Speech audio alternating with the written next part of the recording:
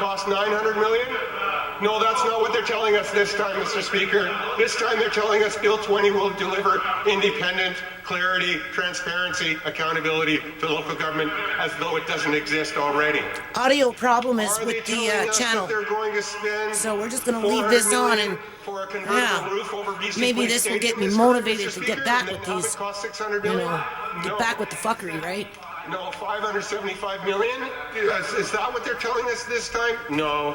This time they're telling us that they can deliver accountability and transparency to local government as though it doesn't exist already. Are they telling us that they won't run deficits anymore, Mr. Speaker? This time? Are they telling us that there's all kinds of levels of fuckery, right? It's not just up by the rock garden, right? So let's just let's see if this makes me jelly up and get all lovey-dovey and be all hopeful for the future. And let's listen to the numbers. No, this time they're telling us they can deliver accountability and transparency to local government as though it doesn't already exist. Are they telling us that they hadn't run the 3 largest deficits in BC history? No, this time they're telling us they can deliver accountability to local government as though it doesn't exist. Are they telling us I would consider voting for this guy? If he wanted to run for premier, I would consider it. They'll perform a value for money audit on the $6 million paid out to silence Bassie Verk in the BC rail trial? No, this time. But he's got to have some balls. That they can deliver transparency and let's just take it with a grain of accountability salt, doesn't exist. That's what they're telling us now. Are they telling us that they won't bring in an HST? Are they promising that during the election campaign? No, this time they're telling us Bill 20 will deliver transparency, accountability to local government as though it doesn't exist. Well, I'll tell you, Madam Speaker, what doesn't exist is integrity in the government of BC. Okay, I don't quite understand this bill. I've been out of the loop for a while, but if it relates to districts and mayors and city councils and schools and all that kind of stuff in relation to my nonprofit, I kind of have to pay attention to it, because if I don't, then it's the same old game, right? And the smarter you get, obviously the stakes go up higher, and I still want my $160 million for the kids. That's why I'm here. Recognize the member for Vancouver, Courchella. Just like I told one LMA when I met him, and I said, go get me my money. He looked at me. I said, I'm serious. Go get me my money, $160 million. Just go there and tell them that's it. Cough it up because it's going to the schools, going to the kids. I think there's something like 2013 schools located across BC, so it worked out to about $55,000 each per school, including private schools that would have the seed money to start a universal school meal program, not a snack program, but an actual school meal program.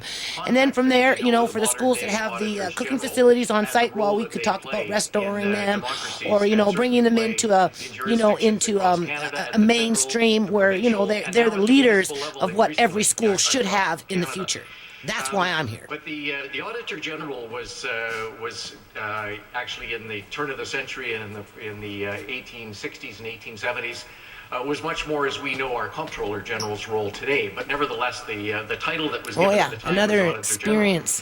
But in terms of the modern-day Auditor General, that came back into existence. Click this off and click it back on, so I don't have to edit because I'm having a problem with my computer right now. So we're just going to do this on the fly. This is going to be called BC Parliament, House number 13. Modern-day Auditor General for the province of British Columbia was Gardy Gardam.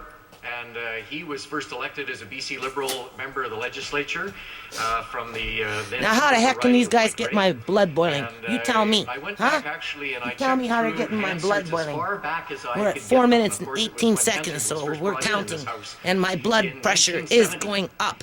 And even in 1970, Gardy was standing up in this House advocating that we have an Auditor General in the in the tradition that we know today of an individual who would actually not simply go in and audit the books as an accountant would typically do in a corporation to sign And off on financial technically, statements, I'm a to seamstress. make sure that I would there's no prefer just to financial be up in my wrongdoing. sewing room, But doing my own thing, an making my auditor general costumes, would getting on with my actually look life, at how you the know. interests of But the no, taxpayer I'm stuck may be here listening to this crap, protected right? in a much You know, and I broader gotta figure it out as a Gardy common folk, actually, you know, very, a peasant in the Gardy fields, Gardner, right?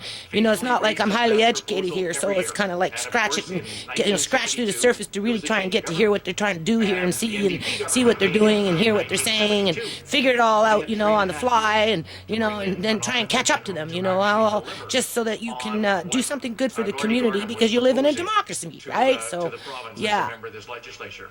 And so, do you know what happened during those 3.5 years when it came to that kind of accountability? Nothing. Nothing. You know, Gardy Gardner continued to advocate for that.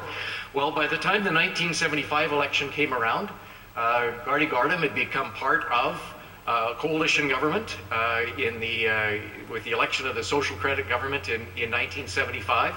And one of the very first things that social credit government did, being elected in 1975, was to start moving on the commitment to deliver on an Auditor General in British Columbia. Now, I wonder came what to would work happen in if I mentioned the word legislature radiation in the March Parliament. Of 1976, as an assistant to Gordon Gibson, who was then the lone BC Liberal member in the legislature. And it was actually 2 months later that the social credit government of the day delivered on their promise of an Auditor General. It was Being you know, that they are on the front line of Vancouver Island, you know, the wind will blow right through. It will go to BC, Victoria, before it will come into Vancouver, right? Although, you know, radiation from Fukushima, you know, it comes down in spots, right, when it rains and snows. But, of course, they probably won't even mention the word radiation, you know, a little too hot for them, And right? what I found peculiar is the NDP members of the legislature at the time hardly spoke at all in second reading. And a couple of them stood up and said we would actually, you know, that they would be supporting this legislation. But it certainly wasn't the kind of rigorous debate that you would expect opposition to engage in, even if it was going to be a bill that was going to be passed unanimously by the House.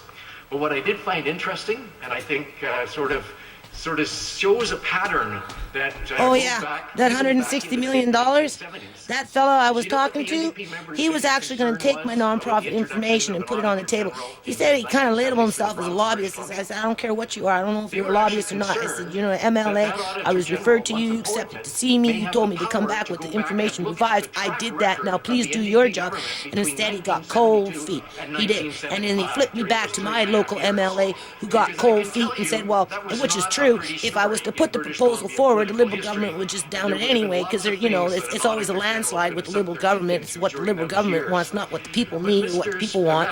So, you know, he didn't even waste his time. But at the end of the day, it just, you know, reminds me that I'm a hot potato to these people, right? And boy, my blood pressure is starting to roll, because at the end of the day, I would prefer just to be minding my own damn business, living my own damn life, doing my own damn thing, like sewing my little costumes, you know, separate from the fuckery and all this shit, right? But no, I gotta be, you know, wrapped up in some political, well, you know, we know it's on the shelf, and we know it's collecting dust, and we know the lady doesn't stop trying, and we know sooner or later, you know, if she doesn't die first, that we're gonna have to address the shit, right? But for now, we can keep stalling it. Well, if we're gonna stall it, then I guess I should get back on board and, you know, pull out a few card tricks from my own handbag, and, you know, let's, you wanna play? We'll play. Discussion, it got things out into the open. We didn't always agree. We didn't always implement What you gonna do? recommendations from the Auditor General. Take but away it was Canadian done free in a speech? context we were obligated to respond to them, to those concerns. And if we weren't going to implement, we were responsible for actually I think that would be the key word, respond. And explaining You to the know, if taxpayers my last why 12 years we of my didn't life agree with that would have been a particular more finding with that pleasurable particular recommendation.